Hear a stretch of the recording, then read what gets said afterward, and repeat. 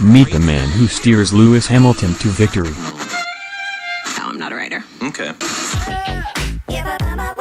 Lewis Hamilton is on track to becoming most famous name in the history of Formula One auto racing. In 2017, the 33-year-old broke Michael Schumacher's record of 68 career poles and became the first British driver to win 4 championships when he steered his Mercedes to victory. On track, Hamilton is the master of his own destiny, but it takes a team of 1,400 people to get his car to every race, and they are led by one man. Although Mercedes' history in F1 dates back to 1954, it has only owned its current team for 8 years. During that time, it has become almost synonymous with F1 as the team has broken record after record, and it isn't just thanks to Hamilton. In 2016, Mercedes won 19 races, which is more than any other team has scored in a single season in F1's 67-year history. Hamilton's former teammate Nico Rosberg won 9 of them and was crowned champion. Together they scored a record 33 podium finishes and 20 pole positions, with only Red Bull Racing driver Daniel Ricciardo beating them to it at one race. Rosberg retired at the end of the 2016 season and was replaced by Finnish racing prodigy Valtteri Bottas.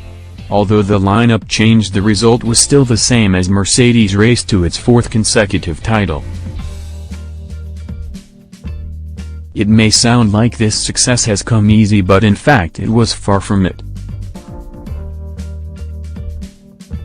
The German automaker bought its team for an estimated $120 million in late 2009 from former management led by Ross Brawn, who is now F1's motorsport boss. Brawn remained in the team's driving seat and its performance reversed. In 2010 it finished 4th in the standings but had slipped to 5th by 2012. The following year Mercedes put a plan in place to turn this around. Step 1 was hiring 3-time F1 champion Niki Lauda, who joined as non-executive chairman and a 10% shareholder in the team. He made an immediate impact by recommending that Mercedes should hire Hamilton to partner Rosberg from 2013. By then the team had only won 1 race, but in 2013 it added 3 more to its tally.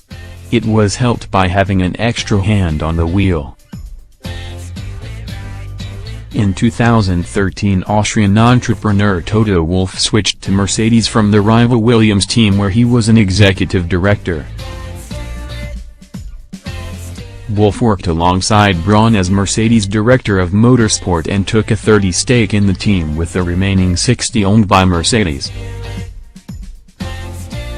In a 2013 interview with American motoring magazine Auto Week, Wolff told this author that, despite Mercedes' racing heritage, being an F1 team owner had sent it into a spin.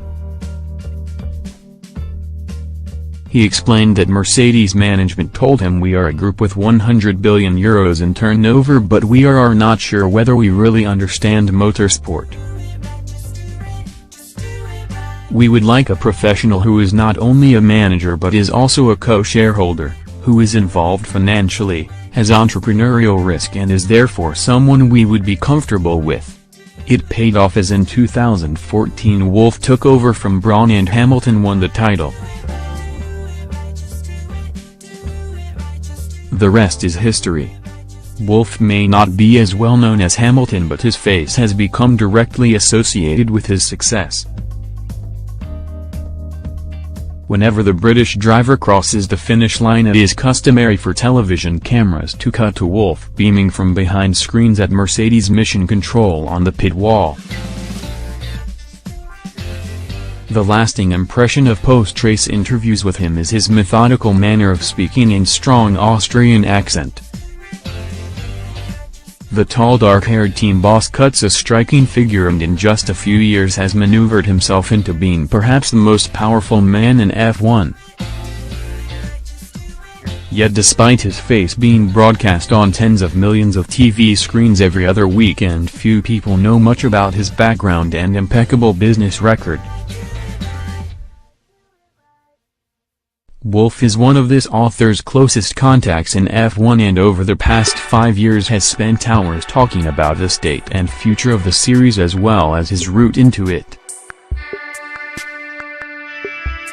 Parts have been published in reports for nearly 10 outlets, but it is only when the full picture is put together that the significance of Wolff's achievements in F1 is seen. It is a long way from his origins in Vienna, which has never hosted a Grand Prix and isn't a hub for racing. Wolff was born in the city in 1972 and attended the Lycée Français. His father was a successful business owner whilst his mother worked as an anesthetist for the city of Vienna. His passion for auto racing was sparked when he turned 17 and went to watch a friend compete at Germany's Nürburgring circuit. Wolff wanted in on it and used his aptitude for business to get there. He convinced his mother to pay for lessons at racing school in exchange for his next 10 birthday and Christmas presents, but that still wasn't enough. Wolff was so determined to race that he sold his car to buy a Cita Visa, converting it into a one-seater with a roll cage in order to drive in the Cita Visa Cup. By the time he was 19 he had moved into single-seater racing and, unlike many drivers, was earning money from it within a couple of years when he competed in the German and Austrian Formula Ford championships. However, in 1994 his main sponsors pulled out of racing completely and this forced him to a crossroads. Instead of continuing to race he decided to focus on business and enrolled in the Vienna University of Economics. His decision wasn't just fueled by a lack of sponsors and personal funds but also because he knew that at 6 feet 2 inches, his height would be a hindrance to ever making it in F1. Wolff realized that he would learn more in the job than in a classroom, so he dropped out to take an internship at an investment bank in Warsaw. He accelerated through the ranks and moved into sales management at Austrian steel company, Coleman Handler AG. After 2 years there, Wolff identified an opportunity and set up his first business, which primarily involved acting as an agent for Coleman in Poland.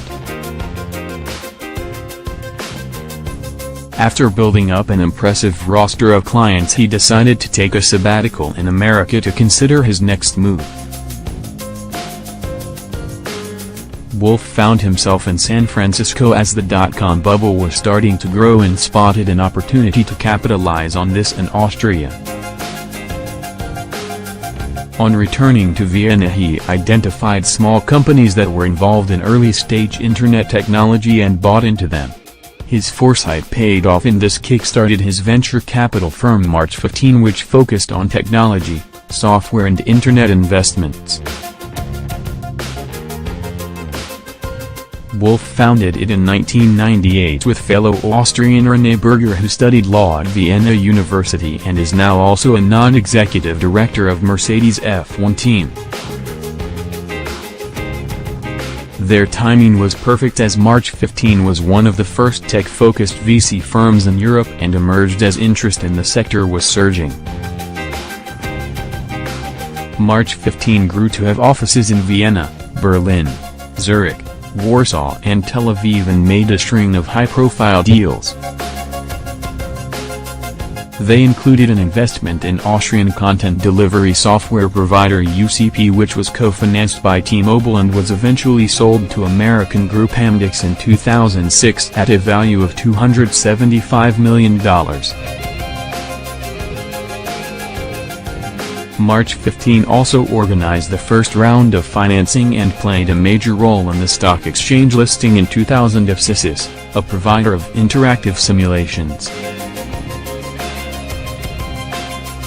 Sysys subsequently merged with 3 United, one of the earliest mobile startups in Austria, and was sold in 2006 for more than $50 million to network infrastructure giant VeriSign. In 2001, Wolff got back behind the wheel when a friend suggested they race together. He treated it with the same seriousness as his investments and won 3 6-hour races at Austria's Red Bull Ring, Misano in Italy and Brno in the Czech Republic. Over the next 5 years, Wolff continued to race, culminating in a runners-up place at the Austrian Rally Championship and victory at the Dubai 24-hour. He also started sponsoring young drivers to give them the support that he lacked in his early days. In 2004, Wolff and Berger joined each other in the boardroom again when they founded March 16, an investment company with a similar focus to its predecessor but mainly focusing on more mature Austrian public companies in the internet and technology space.